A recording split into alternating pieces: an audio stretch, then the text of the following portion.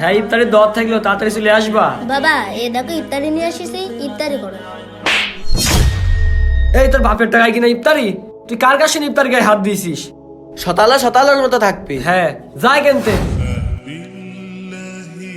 আব্বা 1 লাখ টাকা দাও, আইফোন কিনবো। 1 লাখ টাকা আমি এখন কোন পাবো? আমি জানি না আজকের মধ্যে না আমার আইফোন লাগবে। কোন বাবা আমি জানি না, আমি চলে গেলাম। এই নে। বাবা এই দেখো, আমি তোমার জন্য নতুন আইফোন নিয়ে এসেছি। আরে আমার নতুন আইফোন। চল আজকে মোল্লার ফিসে আসি। এই দরজা খোল। ভাই আপনারা? তুই 20 দিনের কথা বলছিলি, আজ 1 মাস পূর্ণ হচ্ছে। টাকা কবে দিবি? ভাই আর একটা মাস সময় দেন, আমি টাকা শোধ করে দেবো না। আগামীকাল ঈদ, আজকে টাকা না দিলে আগামীকাল তোর বাড়ি জানাজা হবে। ভাই আর একটা মাস সময় দেন না। বুঝতে পারছি এভাবে হবে না। এই ধর তো। ভাই ভাই ভাই থামেন, আমি টাকা দিচ্ছি। তুই টাকা দিবি? ভাই একটু দাঁড়ান।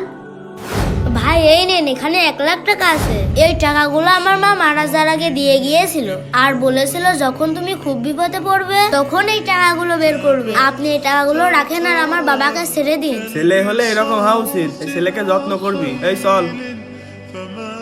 আমাকে মাফ করে দিস বাপ।